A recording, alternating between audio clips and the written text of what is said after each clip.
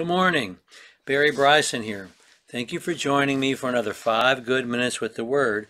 We're continuing our study of the Gospel of Matthew, and we're in Matthew chapter 25, and we're going to begin with verse 14 today. We're going to read the parable of the talents, one of the longer parables in Matthew's Gospel.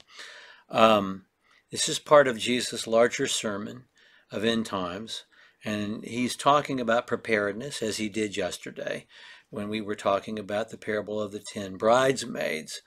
But there's something more. He tells us what preparedness means in this parable, and then he's going to quite literally apply it and show us exactly how it means the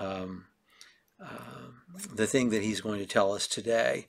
And so let's read this parable. It's very, very well known. I think we could all tell it ourselves, but let's listen to Jesus tell it.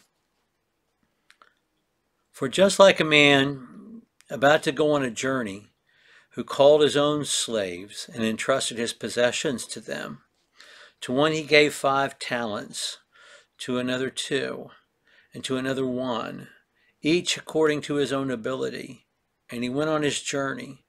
Immediately the one who had received the 5 talents went and traded them and gained 5 more.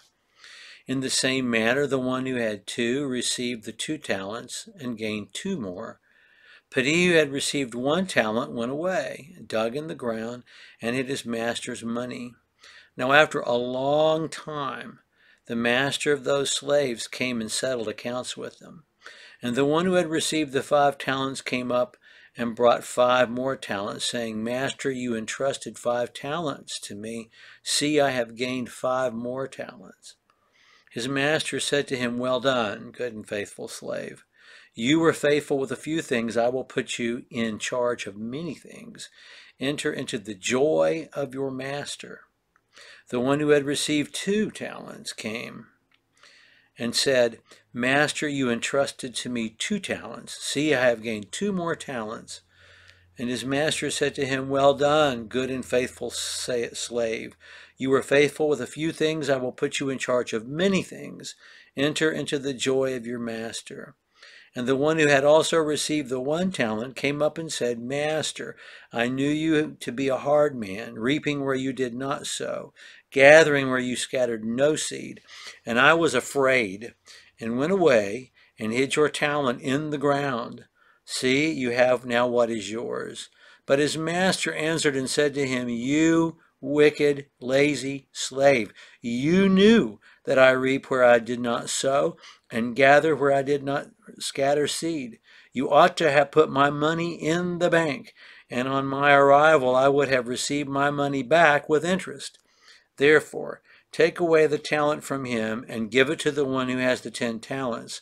For to everyone who has, more shall be given, and he shall have abundance. But the one who does not have, even what he does have, shall be taken away. And cast the worthless slave into outer darkness, the place where there shall be weeping and gnashing of teeth. Outer darkness, weeping and gnashing of teeth. He's setting us up for final judgment, which is what he's going to be talking about in the very next verse. And this is a day of reckoning parable.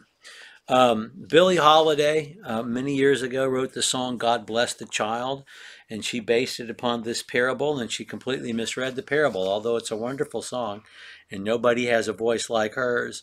This is not an endorsement of punishing the unfortunate and rewarding the affluent. It is not in any way that at all. Nor is it in any way an endorsement of usury. We know that 12 times in the Old Testament, usury or interest on money is forbidden. At least in the old law, it's forbidden.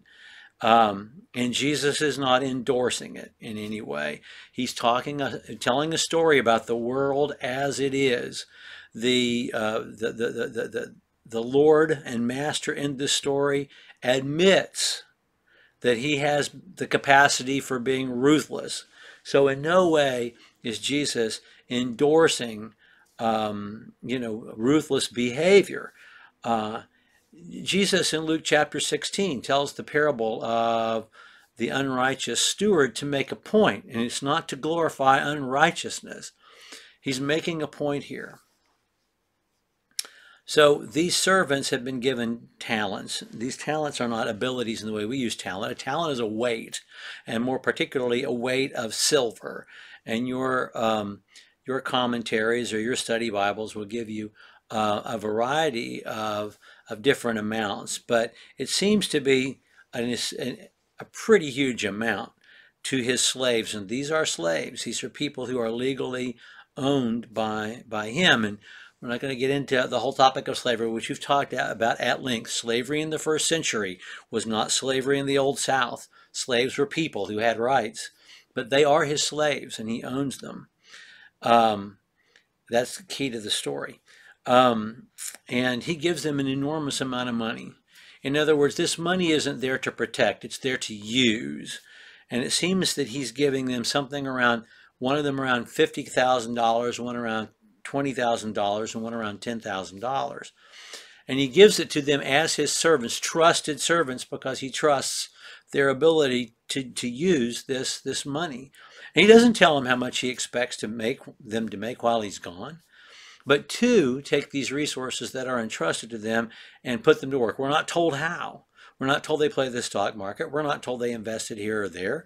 We're not told that they bought olive groves or that we're not told what they did. We're just told that over the course of a long period of time, they doubled the money of their master. And one was afraid and didn't. And that one that was afraid and didn't, because of his fear, he said, I gave you everything back that was yours. And that's not true.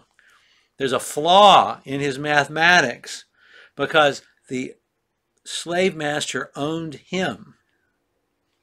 And the slave master, his real prized possession in the story was not the funds, it was the human resources that he had available to him. It was the mind and the initiative of these other two trusted servants. He was a trusted servant as well, and he cheated his Lord out of that which belonged to his Lord. Now, the God that we serve is righteous, and the God that we serve gave us every good and perfect gift. James chapter 1, verse 17. He just did. He gave it to us.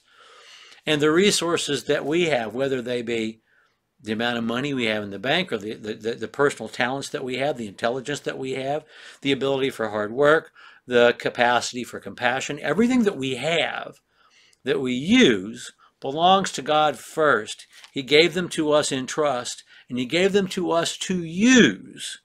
And we will give an account of our using of those gifts on Judgment Day, which Jesus will talk about next time. Thank you for joining me for another 5 good minutes with the Word.